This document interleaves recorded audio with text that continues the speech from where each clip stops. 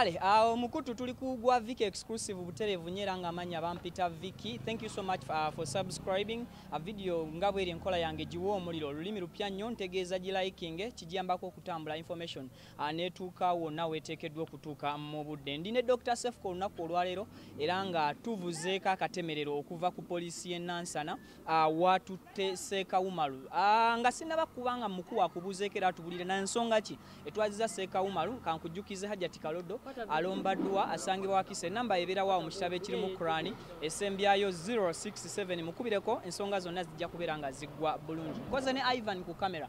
Dr. Sefko buuza kuba tulaba addakiika emu then tunyumyemu katini kubiguddewo. Okusingira ddala mbalamusiza mwena abatulaba kansubire muri bulungi nze ng'omuntu siri bulungi kubanga ntambulira mu mbeera ey'okutya. Kwekulaba nga ndi wano nagenze ku poliisi y'e Nansana nempaaba omusango ogwa threatening violence. Mubadde mubirabe bibadde ku internet nga Ssekawumalu agamba agenda kunnyiga. Neebuuza okunyiga okwo kyeki lwaki mpisibwa mu mbeera eno. Ekyokubiri buli lunaku bankubira amasimu tugenda kutta tugenda kukola ki simanya nkubira enamba ziri unknown. Nze ng'omuntu nenvayo ne nekubira omulanga mu mbuga zaki z'amateeka kati mba mukyamu. Kibadde kitegerekesa abangi bakitegedde nti ojja wa Ssekawumalu kwetonda. Olutambi olukyusizza otyo okumuyogizaayoza paka ku poliisi ate n'oleka nga bamuggalidde.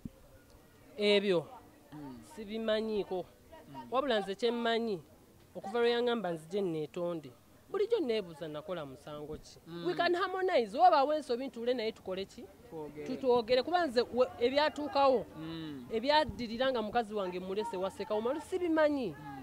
Kati wemba nga nina kye nakoonako nga ddala kyamunyiiza wemba nina kye nakoonako nga kyamunyiiza aveeyo tutule wansi tukole ki twogere ng'abantu wabula mbadde sobola kwogera naye nga tuliwa kubeera nawo mbadde nkola ki mbadde ntyawo kuba yaŋŋamba agenda kunkwata nnyige era ye muti muvule ayina simanze ki so ndi mukutya nawe wano kati ssaawa zino ndi mukutya obulamu bwange buli mu matiga maama wange ali mukutya famire yange eri mukutya kugamba I'm not safe at all. Kimaze banga ng'oguddewo omusango ku poliisi ng'oloopa Ssekawumalu oba kizereero. Nasooka we nasookera ddala olaba video nagenda nenzigulawo omusango ku poliisi y'ewaffe ekyengera nendaba ng'etambula kasoobo kwe kudde eno gy'abeera nekubira omulanga ng'omuntu I have my right okuba nga nvaayo nenkola ki njogera. Abalowooza nti aweeyimbye mu Ssekawumalu omunene Sefko emyaka gyo gikyali mito financial Ssekawumalu yali bakusinga olowooza muli onaawangula omusango guno?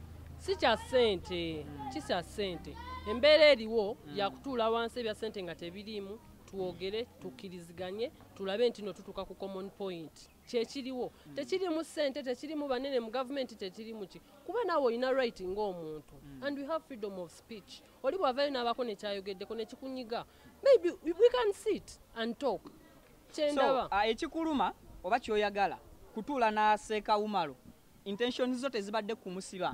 Njagala tutule naye twogere atajjewo ebigambo byabadde ayogera eri nze famire yange buli lunaku bakaaba buli lunaku bakaaba simanyi kyatuuse nze nanke nnyini nsula ntudde seebaka nkyalina ebizibu nkyalina tramayeri ate no nataddeko pressure ey'amaanyi gwe waba gwokola ki?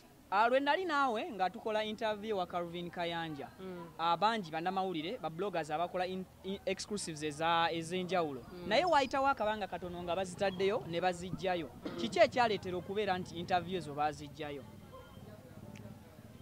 Byebyo ebiriwo era okutiisibwatiisibwa ndowooza kungi simanyi kuba ye Seka yavaayo n'agamba mukwati Seka yavaayo n'agamba bazijjeyo kati ebyabo sibimanyi sijja bikomentinga naye kati ssaawa zino ekindiko obulamu bwange buli mu matiga ndi mukutya nalwala nze sikyalya buuzo ono bouncer wange sikyalya sikyanywa nkyalya sikyalya kale